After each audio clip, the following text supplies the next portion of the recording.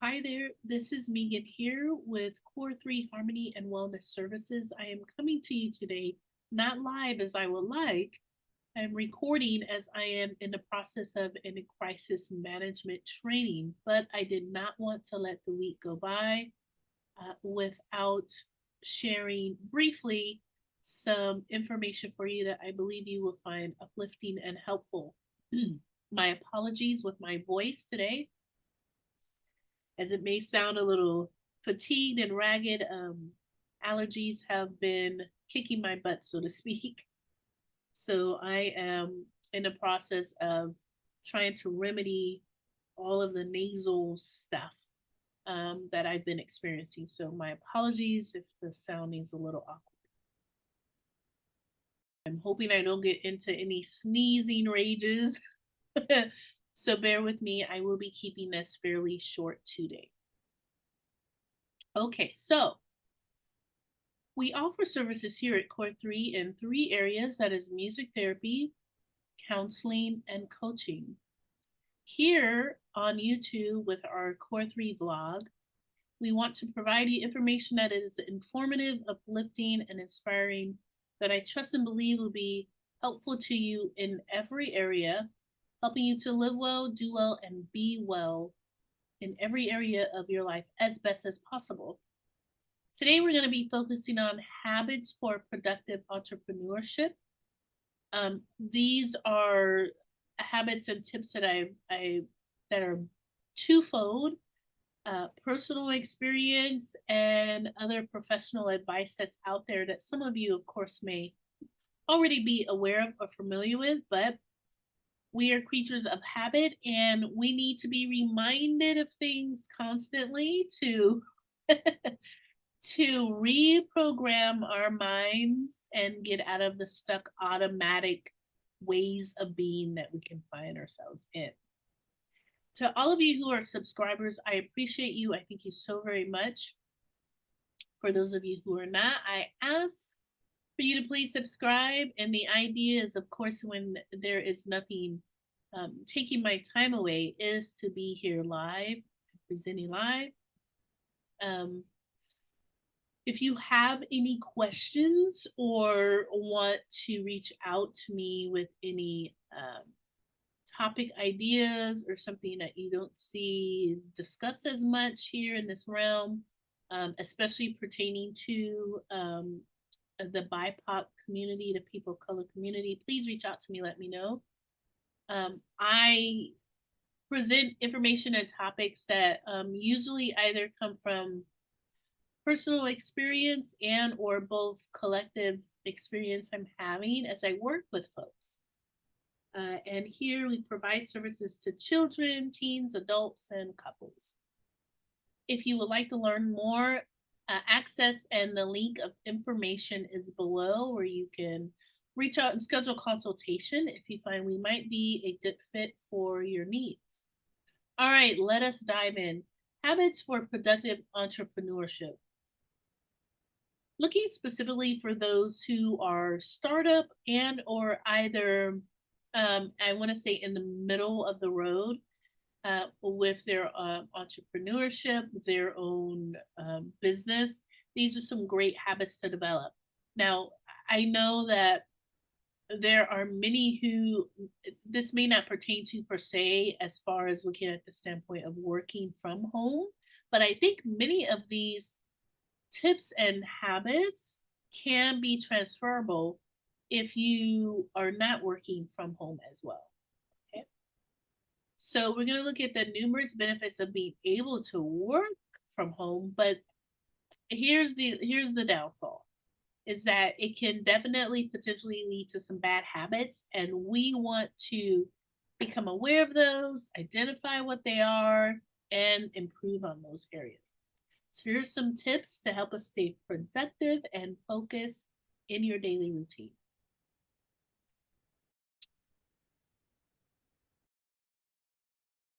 All right, let's start with our thinking.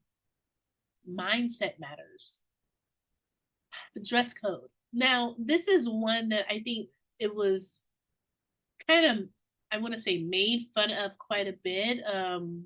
throughout the past couple of years, just because many people were sharing how they were dressing um, on the upper half, dressing professionally, the lower half, not so much.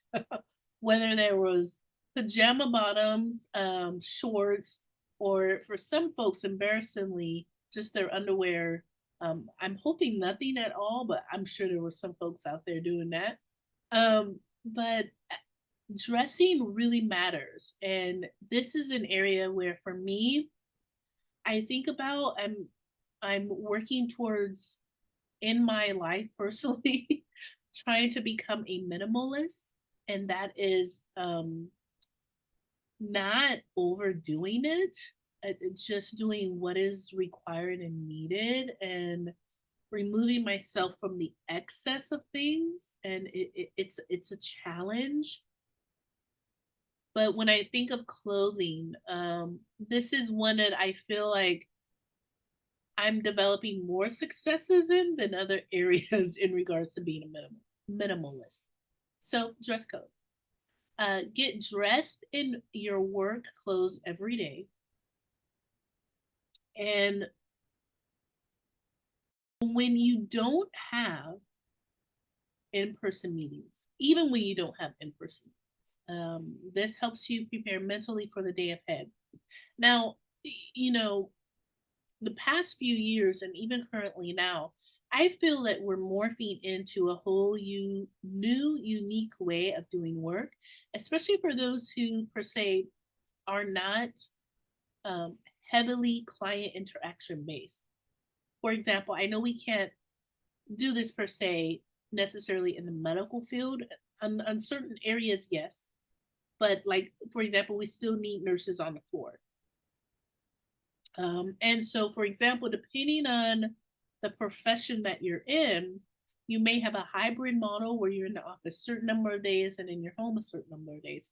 Either way, it's still a good habit to get into, to be dressed for every day of your workday or however your week is outlined. Have a designated space to work. This is so helpful. It helps to create work life balance and to avoid excess time being spent working.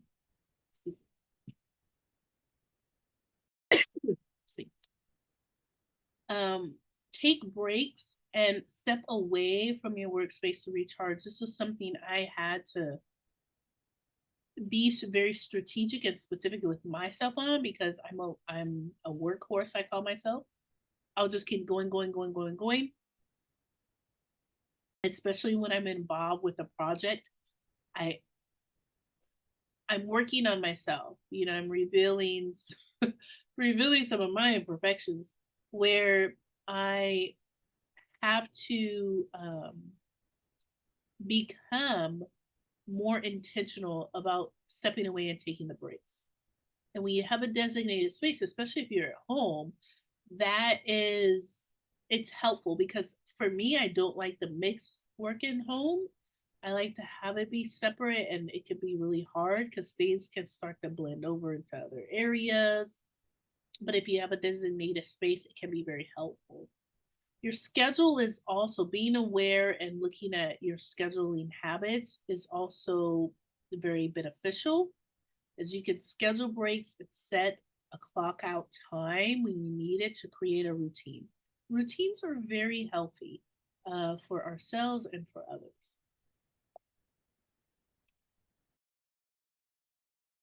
Incentivize rest and regroup. Take breaks regularly throughout your workday to avoid burnout.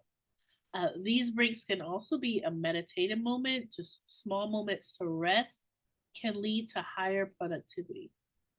Maximize time off. Try to at least have 2 days off a week. Um, excuse me, once again, I apologize for the allergies. There's been research and there's been a change in our work culture for sure, where more are looking at a 4-day work week. I love this idea. This is an idea that I hold for myself. But the thing that I don't like about that so much that it can go towards is that people will then start to do 4 10s. And I just know myself as I as I get older, I'm like checked out after, like, for me personally, I have a good work ethic of I'm on for 6 hours of those 10, and the other four I know it's lost is not as productive time, just because that's what I'm aware of myself personally. So you want to be mindful of that.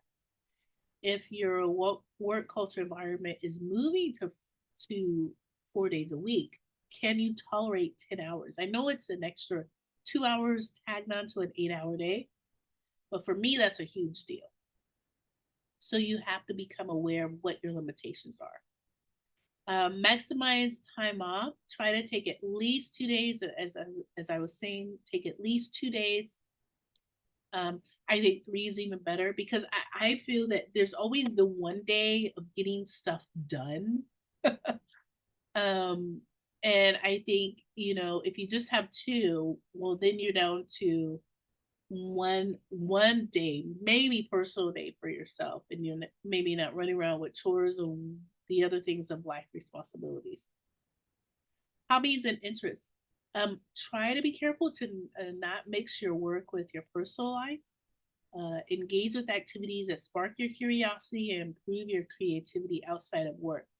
When you're working from home, I don't know. I'm not aware of, let me say it, of this being a major challenge for too many people.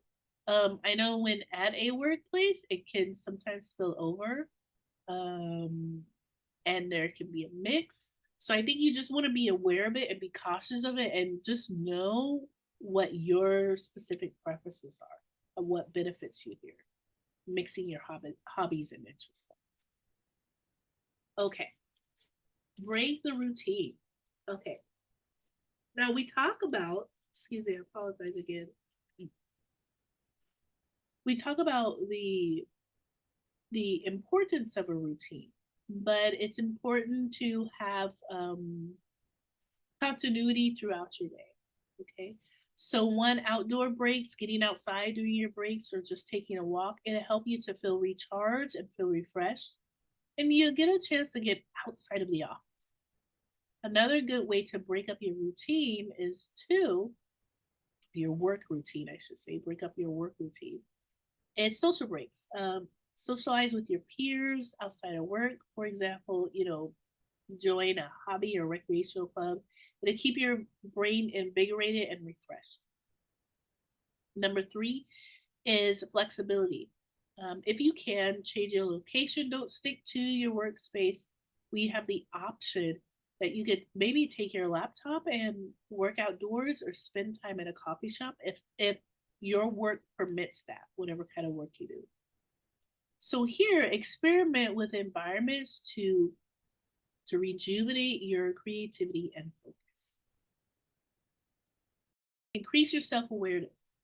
And I would say, one, you're doing that by just being here. Okay. And listening to some tips and some tools.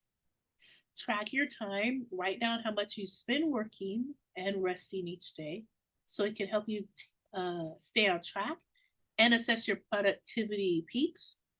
Understand your distractions, sorry. Identify your most commonly occurring distractions and try to eliminate them. For many people, it could be their phones or things popping up. You can minimize or silence notifications if you find that's distracting. You may want to become aware of times of the day when you're most productive and make sure you use them wisely. Recognizing your shortcomings. Acknowledging that taking frequent breaks does not equal slacking off. Try to understand when you need to step away from work because you'll be less productive otherwise. I'm gonna take a drink of water. So we want to maintain our health and well-being. Healthy habits, our mental health, and our sleep routine. These are all regular, I call them self-care, hygiene skills. Um, you know, maintaining it's our lifestyle that can be our biggest impact on our own mental health and well-being. So staying hydrated, exercising, eating as clean of foods as you possibly can. Your mental health, taking care of your health, establishing routines, meditating, incorporating relaxation techniques, all to help to reduce stress and anxiety. Sleep is so important.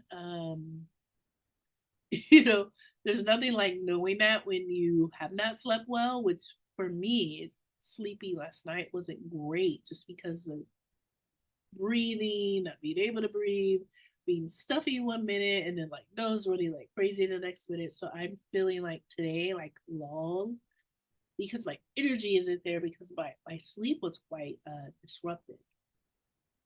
So sleep is key. It's very essential. It helps us to maintain our energy and productivity. And finding out, when one partakes in sleep hygiene is what it's called, but sleeping better skills, it always mentions you shouldn't nap. And I'm one of those that I don't think there's a hard way on not napping.